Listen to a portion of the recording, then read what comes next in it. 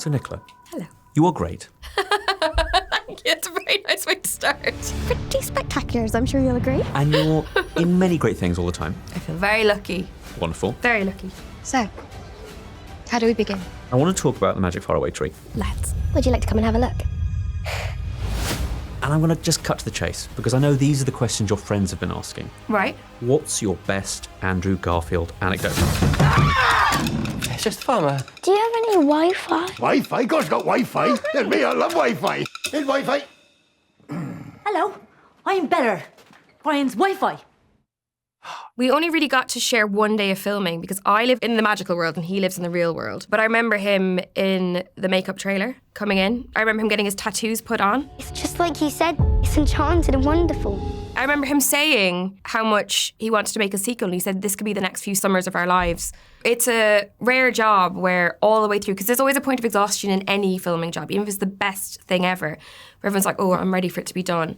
But this was a job where we all went, let's come back if we can. Oh, yeah, because the cast is... It's ridiculous. The best dinner party I could conceive of. It's nuts. I didn't know when I got the script, I loved it and I really wanted to work with Simon Farnaby because of Paddington 2, which is a perfect movie. 100%. But I didn't know anyone attached whatsoever. And then there was a deadline announcement about Andrew and Claire and I thought, oh, this is like a serious movie.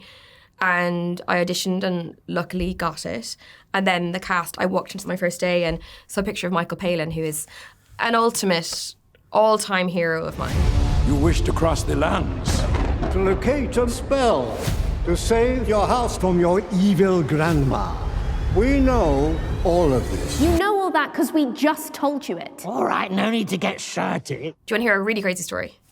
So when I was 19, I was an Erasmus student to Malta. And I was considering whether or not I was going to really try and make a go of it as an actor. I'd acted somewhat professionally as a kid. But I was like, am I really going to do this? And I was reading the Monty Python autobiography. And it was while I was reading that book, that's the moment I made the decision. So I was in this cafe in Malta reading it. I get this job. Michael Palin's on it. We filmed the last 2 weeks in Malta. The hotel we stayed in while filming was directly across the street from where that cafe was. Yeah, it was really weird. The cafe's been closed down for many a year. I haven't been there in a long time. Because of what you did. Because of what I did there. But that's Another time. A different time in my life. But yeah, it was mad. It was a crazy full circle moment. That's so lovely for you, and I hope you got to share a few moments of, could you sign my book? He signed my book. I brought it in, and he said, from an Enid Python, which of course he wrote something very clever and great. He's just the best man.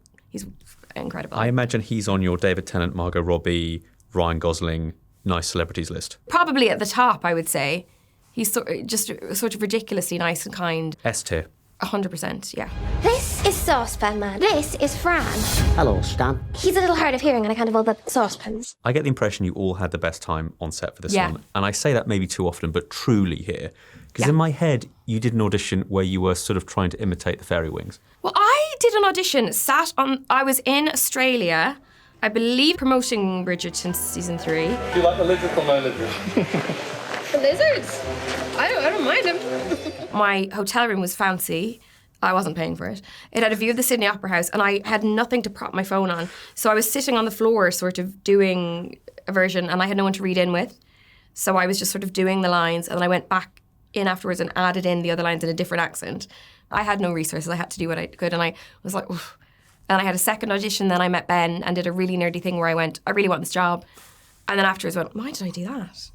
But then he took it well and he did give me the job. Sometimes you want to go, no, I don't want to do this for the money. I actually really connect with this and would do loads because I love it and I think it's special. So That is, I can only sound patronising, the sweetest thing I've ever heard. In the middle of an audition. I or maybe afterwards at the went, end. why did I say that? That's desperate. But I just really did. I really thought this was going to be something magic and I think it is. I love it. Whereas for the Derry Girls audition, you went, Yeah, I did nothing. No, I did a lot for that as well. I did a lot, I do be doing a lot, As is my want. Hi, I'm a lesbian. Congratulations. Thank you. How many of you are there? Just me. Just the one lesbian, the rest of them are straight. How many tickets do you need? Oh, let's say 5, please. What's the most prep you've ever done? Like the most? I would say Derry Girls was up there. That was a 6-month audition process from the very first one. I think there was about 3 auditions total in it because I'd never done a Derry accent. Oh, Liz! I thought thought we were going to be individuals this year. Look, I wanted to, Claire, but my mum wouldn't let me. Well, I'm not being an individual on my own. You know, I just felt terrified and also read that script and went, bizarrely, that I was going to get the job from when I read it. But then I didn't have the requisite skills at that time. I had to like develop them and go in and out. But that was terrifying because by the end of 6 months, you want it more than anything. You know what I mean? You're talking to everyone you know about it. You're obsessive. It's like when you meet someone that you really fancy and you can't stop talking about it, and your friends are like, please stop. But you're like, yeah, but they also like this thing. You know, it's like, it's that. I would love you in the audition in that case going, I just really fancy this script. Like, I did really fancy the script. I just really fancy it. Yeah, it was special. But it was so life-changing for you, obviously. Yeah, so hugely. Incredible. I can't really imagine you can put it into words. I mean, how can you? No, it was just crazy because I had been, you know, on the struggle bus in my 20s. Like there was no career. I couldn't say my career wasn't, there was no career. I'd done like 2 plays, but then I would have to, you know, go back and I didn't have the money to just be sitting around. So I had to move back to Ireland a bunch of times and, you know, take not the greatest jobs, but it was what it was. And then I got an open audition at the Old Vic. It was this incredible play called Jess and Joe Forever. And then that went on to the Orange Tree Theatre. And I invited every agent in London and none came.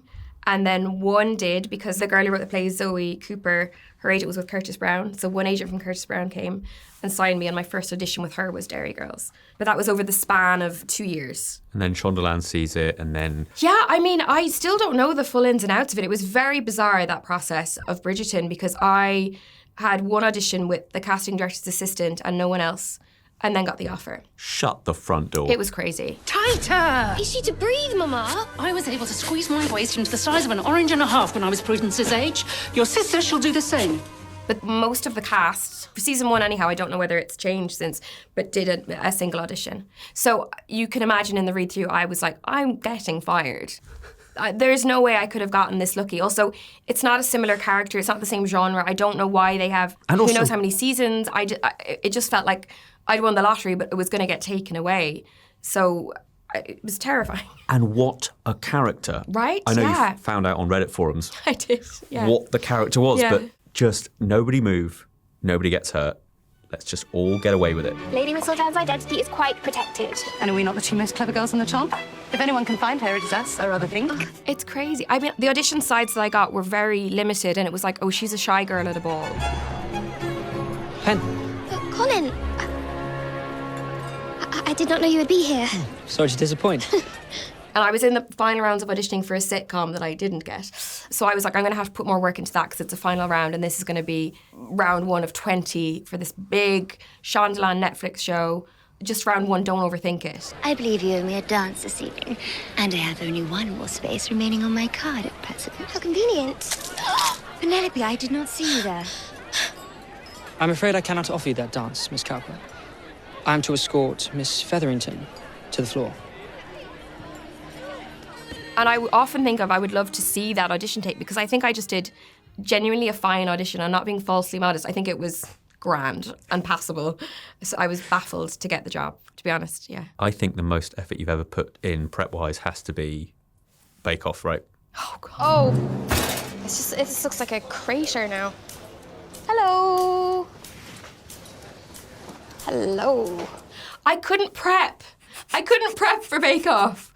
I've also realised it's really funny because like I am competitive within myself in that I didn't mind what anyone else was doing, but I wanted to do good for me. Mm-hmm. The youngest child energy is disgusting. Oh, I grilled it.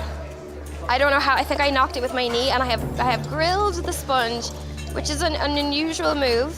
I don't know what to do.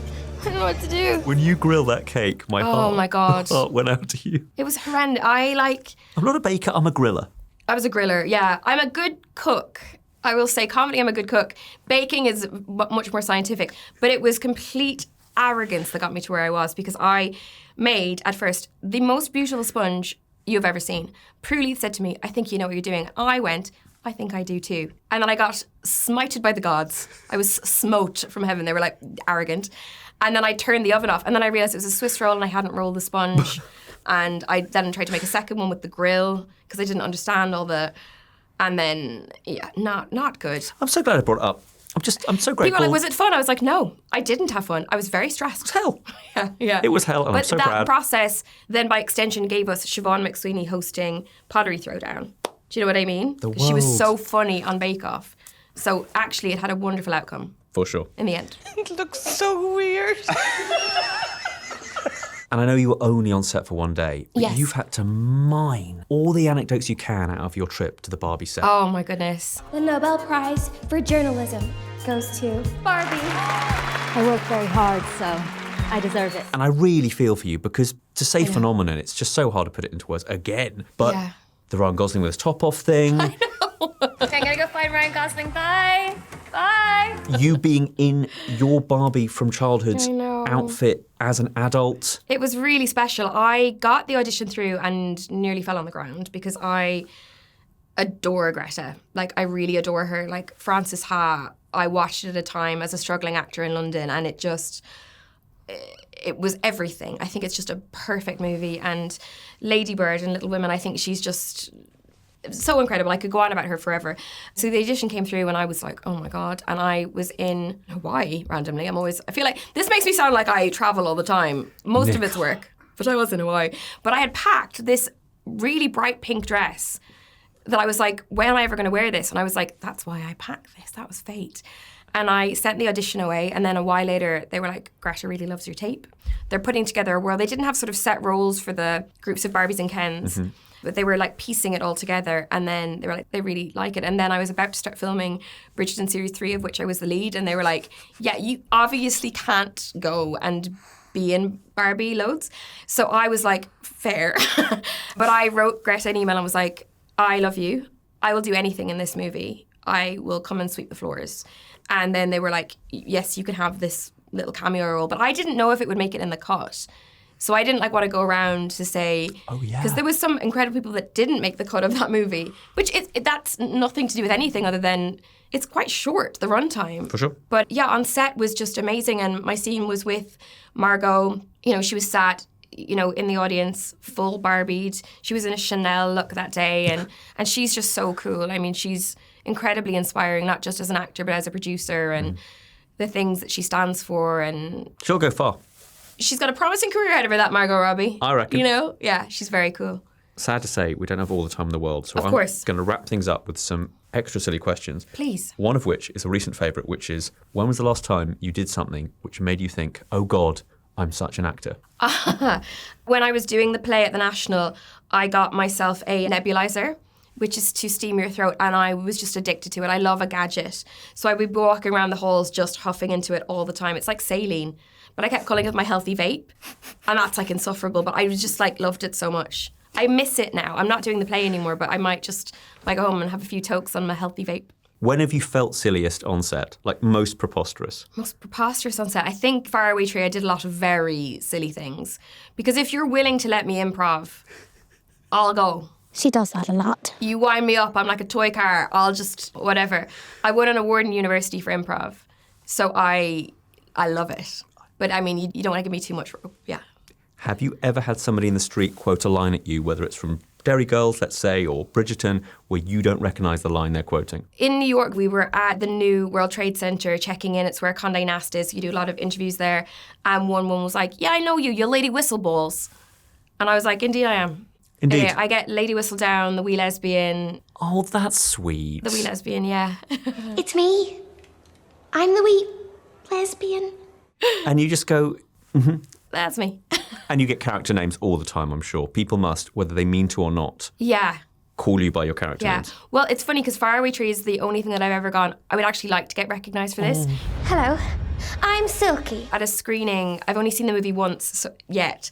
The little kids afterwards, they were like, you're Silky. And I was like, yeah, it's really cool, isn't it? I'm a fairy. Do you know what I mean? It's really cool because you see the magic in their little faces and you're like, oh, this is why you do this job. It's amazing.